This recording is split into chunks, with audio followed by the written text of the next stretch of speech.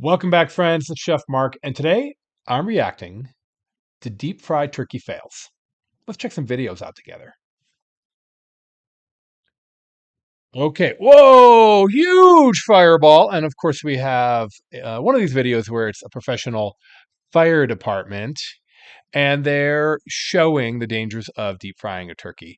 So that was clearly a frozen turkey going into hot oil. And the reason you don't want to deep fry a frozen turkey is because there's a huge ice ball inside that turkey. There's the neck and the giblets, and it's packed full of moisture when they freeze them. And they do that kind of get the weight up a little bit, so you're paying for water, but also it helps preserve the turkey. And if you ever put hot water into hot oil, it's going to splatter. Well, imagine that times 100. You're going to have a boil over and a fireball. And in this case, yeah, it lit this this house on fire. So I appreciate the fire department's showing that because I think it cuts back on, oh, I'm going to deep fry a turkey this year without the knowledge of what it takes to do this safely. And this is what it's all about, is being safe when you're deep frying a turkey. And here we go. We have a gentleman dropping a turkey into a large pot of oil. And it's the classic, the pot is too full and it boils over. So when you're putting your turkey into the pot, your pot really only needs to be about halfway full of oil. The turkey is going to take up a lot of space and then it's going to boil over. It always will boil over.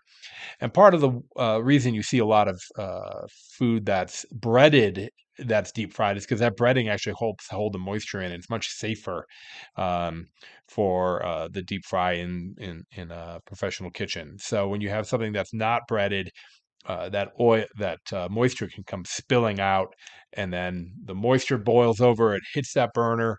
You get a flame ball. There's no way around it. Let's see what's next here. This next one is one of my favorites. So you have a gentleman. He's slowly lowering. He's got a glove on. He's got a hibachi grill. He's got some boil over, and boom, fireball. And then I love that video because you can hear his wife screaming in the background. And if that plays for a few more seconds, very clever. The thing's on wheels, and he pushes it out from under the eaves. What does that tell us? You need a lot of space. You need to be in the middle of your backyard. I wouldn't do it on concrete because that oil, if it spills over, if and when, that oil is impossible to get off of concrete. Ask me how I know. Okay, here we go. It's a wet turkey. I can see it's dripping wet. At least he's got a glove on. And get the heck out of there, buddy. There it is. There's the fireball. It spills over onto the burner. How do you put that fire out? I don't know. You would have to put a lid on it and then just wait. Turn the fuel off. Get the propane can out of there. Um, if you're being extra safe out of abundance of caution, why not have your propane can disassembled? So get the temperature up on the oil, pull your propane can off, turn the burner off, put your turkey in, get that stabilized, and then immediately kick that heat back on, out of an abundance of caution, because it's a very dangerous proposition if you get this wrong. Oh, and here we are. We're back to the gentleman pushing the flaming hibachi grill out from underneath the eave, black smoke billowing off the hibachi grill. And of course, he's getting yelled at from his wife. So that's the first and last deep fried turkey they'll ever get to experience. Well, I got a few tips here when it comes to deep frying a turkey. One, get the right oil. You want fryer oil. The big 35-gallon plastic container comes in a box and it's clearly labeled deep fry oil.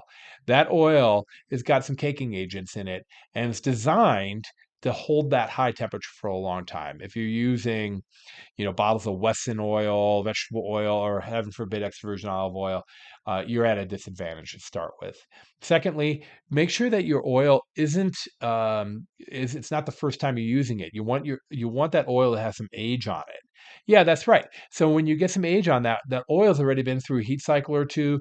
It's the moisture has been run through it a few times. Those anti-caking agents have been activated, and you're going to have a much safer experience. Your turkey is going to come out more golden brown or anything you're cooking. So yeah, do some French fries or something before you do the turkey. That's going to help you out.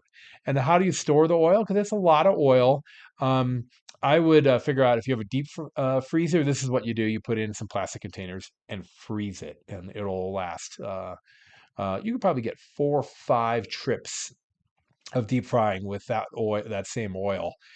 If you just strain it, put it back into a container and freeze it over and over again. If you're deep frying all the time, then you just kind of go through it. It's also hard to get rid of. You could take the oil to like AutoZone, tell them it's motor oil, and have them throw it in with their oil recycling. That works sometimes. Ask me how I know. And then finally, we got to talk about being careful, being safe. A lot of you might not know this about me, but I was severely burned in my early 20s. I was working at a restaurant. I had a large pot fall down on me coming down a staircase, and it took all the skin off my right arm. And I was very fortunate. I didn't need skin grafts. I didn't need surgery, but I was in the hospital for 30 days. And when I see these, some of them are really hard for me to watch, and that's because I can see people, they're getting burned. And oil burn is arguably the worst kind of burn. That oil will stick to your skin and there's no washing it off. I mean, it can burn somebody down to the bone. So this is no laughing matter. I know that we're looking at it, we're being entertained by it, but quite frankly, when I watch these, they're hard to watch because I wonder just how many people ended up in the hospital and their lives have changed forever because they were joking around. I've seen videos of people doing this barefoot. I've seen videos of people with the frozen turkey exploding in their face. So I would say if you're going to think about doing a frozen turkey, research, research, research, and practice on something smaller, a small chicken or something. Don't go straight for the big leagues. Ease your way into it so that you don't end up in the hospital. Well, thanks for joining me for Chef Mark Reacts to Frozen Turkey Fails.